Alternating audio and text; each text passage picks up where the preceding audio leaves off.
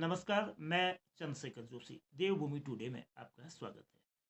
उत्तराखंड की दूसरी राजभाषा है संस्कृत और संस्कृत को देववाणी कहा जाता है। देववाणी के इस देवभूमि में क्या हालात हैं, इसको लेकर बहस हो सकती है, इसको लेकर अलग अलग राय हो सकती है कि देववाणी आखिर जन जन की वाणी क्यों नहीं बन पा रही है। संस्कृत विद्यालयों के क्या हाल हैं, संस्कृत गांव जो हर जिले में एक बनना था उसके हाल क्या है। आज हम इन सब विषयों पर बात नहीं करेंगे। आज संस्कृत विद्यालय के जो परीक्षा परिणाम है साल 2024 के वो घोषित हुए हैं। अभी उत्तराखंड जो शिक्षा बोर्ड है, यानी कि जो उत्तराखंड स्टेट एजुकेशन बोर्ड है, उसका हाई स्कूल और इंटर का रिजल्ट 30 अप्रैल को आना है। लेकिन उससे पहले उत्तराखंड का जो संस्कृत को कंडक्ट करता है उसने अपनी परीक्षा घोषित की है। तो उसमें उत्तराखंड संस्कृत शिक्षा परिषद 2024 की जो परीक्षा परिणाम आए हैं, क्योंकि कुल 722 स्टूडेंट्स उत्तर मध्यमा जो इंटर के इक्वल होता है, यानी कि इंटरमीडिएट जिसको कहते हैं, उसमें पंजीकृत हुए थे और शानदार रिजल्ट रहा है। 92% से अधिक छात्र इसमें पास हुए हैं, यानी कि 722 में से 668 बच्चे सफल रहे हैं। तो हाई स्कूल जो पूर्व मध्यमा होता है उसमें भी जो आंकड़ा सफलता का रहा वो 90% से थोड़ा कम, यानी कि 89.22 89.22% रहा। और पूर्व मध्यमा में जो 754 कुल स्टूडेंट्स उसमें थे, 671 पास हुए। उत्तर मध्यमा में प्रदेश में उत्तराखंड में शीर्ष स्थान पर रहे हैं आयुष ममगई हैं।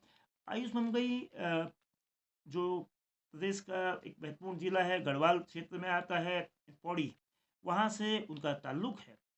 और पौड़ी जिले के वो झाझर में से पढ़ते हैं। तो बाकी अभी वो आगे बताएंगे। आपने उत्तराखंड में संस्कृत विद्यालय में इंटर में, यानी कि उत्तर मध्यमा में आपने टॉप किया है, शीर्ष स्थान आपने पाया है, तो सफलता की बहुत बहुत बधाई।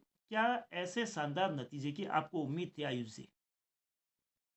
सर्वप्रथम तो आपका बहुत बहुत धन्यवाद। प्रणाम। रिजल्ट हमारा निकला अभी, तो गुरुजी लोगों के आशीर्वाद से, माँ भुवनेश्वरी की कृपा से और सभी मेरे भाई बहनों के आशीर्वाद से प्रथम स्थान प्राप्त किया राज्य में। तो जैसे आपने बोला संस्कृत विद्यालय, तो जो हमारा विद्यालय है वो पौड़ी गढ़वाल जिले में कोट में ब्रिगेडियर विद्याधर जुयाल संस्कृत विद्यालय भुवनेश्वरी के नाम से स्थित है। वहाँ विद्यालय में काफी मेहनत करते हैं गुरुजी लोग हम पे। हम वहीं रहते हैं गुरुकुल में, गुरुकुल पद्धति से हम अपना अध्ययन करते हैं, वहीं पढ़ाई लिखाई सब चीजें। तो गुरुजी लोगों की मेहनत थी, हमारी भी मेहनत थी, जिससे आज मैंने प्रथम स्थान प्राप्त किया एवं माँ भुवनेश्वरी के चरणों में रहे प्रथम स्थान प्राप्त किया। तो जी आपका विद्यालय, चूंकि आपने बताया कि गुरुकुल प्रणाली थी, यानी कि रेजिडेंशियल आवासीय विद्यालय था, तो आप विद्यालय जी और घर में किस तरह से पढ़ाई करते थे? विद्यालय में किस तरह से पढ़ाई होती थी, और विद्यालय के बाद जब आप जो आवासीय व्यवस्था थी उसी परिसर में कैसे पढ़ते थे? उसी परिसर में विद्यालय में पढ़ाई तो जो रूटीन रहता ही है वो रहता ही था, परंतु आवासीय विद्या जब आवासीय यानी हम हम्म, अपने हॉस्टल में रहते थे, तो एक साथ ही था, गुरुजी लोगों के सानिध्य में रहते थे। तो गुरुजी लोगों के साथ ही हमारा एक कमरे, मतलब जिस कमरे में हमें वहीं गुरुजी रहते थे, हम्म, तो सब चीजें डिसिप्लिन से मेंटेन होती थी। पढ़ाई लिखाई तो हम्म। जो गुरुकुल की पद्धति का वहाँ का नियम था, हम उसी पर कार्यरत रहते थे।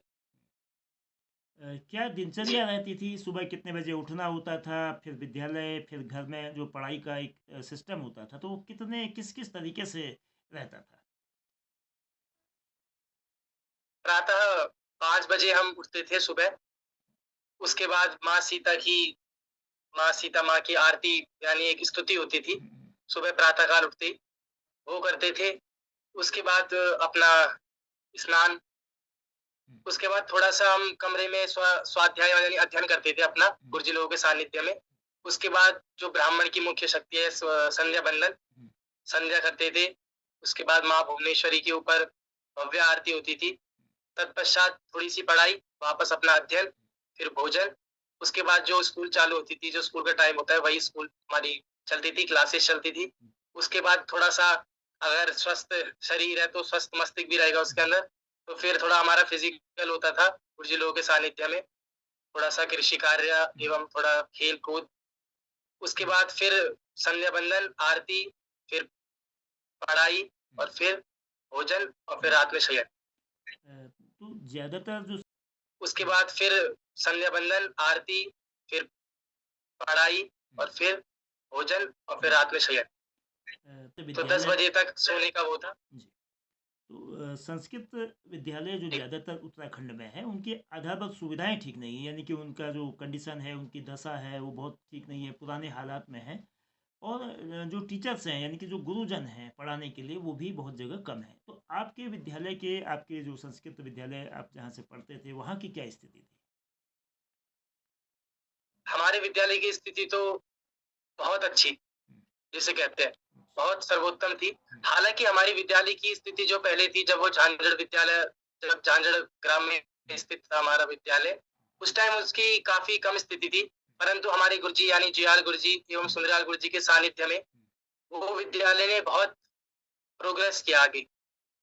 तब से हमारे विद्यालय, हमारे मतलब सभी गुरुजी लोग, गुरुजी का भाव तो है ही, परंतु हमारे माता पिता भी वही है, तो बिल्कुल हमें वैसी गाइडेंस देते थे। तो हमारे विद्यालय की स्थिति तो बहुत अच्छी है अभी भी, पढ़ाई लिखाई सब चीजें। अभी उत्तर मध्यमा में आपने प्रदेश में टॉप किया है, तो जो पूर्व मध्यमा, जो हाई स्कूल श्रेणी की जो परीक्षा थी, उसमें आपकी क्या परफॉर्मेंस रही? देखिए पूर्व मध्यमा में हुआ ये कि मैं 9th 8th तक दिल्ली केंद्र विद्यालय पढ़ा इंग्लिश मीडियम में। उसके बाद मैं एकदम संस्कृत मीडियम में गया, तो थोड़ा सा प्रॉब्लम तो हुई। और फिर उसके बाद मेन बात ये थी कि मेहनत की मैंने, परंतु थोड़ा घर की परिस्थिति भी ऐसी आई, मेरे दादाजी की भी उस टाइम देहांत हुआ देहांत, तो थोड़ा उससे भी वो परेशानी हुई। तब 10th में मतलब गुरुजी लोगों की मेरे से बहुत आस थी कि कुछ करेगा ये, परंतु 10वीं में मैं नहीं कर पाया, प्रदेश में कुछ भी स्थान नहीं ला पाया। तो उस टाइम से मैंने सोची थी कि नहीं, जब मेरी उत्तर मध्यमा होगी मैं मेहनत करूंगा, नाम करूंगा। तो मैंने 12वीं में मेहनत की और आज कल तक तो 8वीं तक आप सामने सबके। जी 8वीं तक आपने अंग्रेजी मीडियम से पढ़ा, इंग्लिश मीडियम से पढ़ा, तो उसके बाद एकाएक इंग्लिश से भाषाई बदलाव, आप इंग्लिश से संस्कृत में क्यों आए और कैसे आए? इंग्लिश में संस्कृत से आने का ये था कि 8th तक तो मैं इंग्लिश था, ऐसा कुछ था नहीं कि संस्कृत मीडियम में जाना है। परंतु तब ऐसा हुआ कि मेरे धर्माचार्य स्वर्गीय श्री जयंती प्रसाद ममगाई जी, मेरे दादाजी, उन्होंने मुझे प्रेरित किया कि नहीं बेटा, संस्कृत हमारी मेन जड़ है। मेरा बड़ा भाई है, वो बीटेक कर रहा है, तो उन्होंने बोला कि तू हमारी लाइन में जाएगा, संस्कृत जो हमारी देववाणी है उसके लिए कार्य करेगा आगे। तो उन्होंने थोड़ा मुझे सीख दी। तो फिर माँ भुवनेश्वरी का भी ऐसा बुरा होगा बुलावा वहां से, गुरुजी लोगों का भी। तब मैं एकदम इस लाइन में गया, नहीं तो ऐसा कुछ था नहीं इस लाइन में जाने का। परंतु ये लाइन मैंने जो चुनी है, मैं बहुत पसंदीदा है मेरी लाइन। तो अब आपका इंटर आप कर चुके हैं संस्कृत माध्यम से, तो करियर को लेकर आपके आगे की क्या योजना है? क्या संस्कृत को ही, संस्कृत के जरिए ही आगे बढ़ना चाहेंगे या कुछ और? करियर को लेके तो देखिए, करियर को लेके ये है कि संस्कृत से ही मैं आगे अपना करियर फिक्स करूंगा, सेटल होऊंगा। करियर ये सोचा है कि या तो मैं प्रोफेसर लाइन में जाऊंगा, जो मेरे गुरुजी लोग मुझे मार्गदर्शन देते हैं, या तो मैं आरडी जेसीओ आर्मी की भर्ती मारूंगा। ये मेरा करियर क्या है, संस्कृत के लिए ही कार्य करूंगा। हमारा काम भी वही है, एवं संस्कृत हमारी देववाणी है, धीरे धीरे अब हालांकि उसका उत्थान हो रहा है, पर धीरे धीरे नष्ट हो रही थी। मैं उसी के लिए कार्य करूँ। तो संस्कृत को ज्ञान की भाषा कहा जाता है, देववाणी तो कहते ही कहते हैं, तो लेकिन इस ज्ञान की भाषा को रोजगार से नहीं जोड़ पा रहे हैं, तो इसको कैसे रोजगार से जोड़ा जा सकता है? कोई विचार, कोई आइडिया, कोई सुझाव ऐसा आपके पास है? देखिए संस्कृत को देववाणी तो बोला ही जाता है, साक्षात ये विज्ञान की भी भाषा है संस्कृत, इसी से विज्ञान निकली है।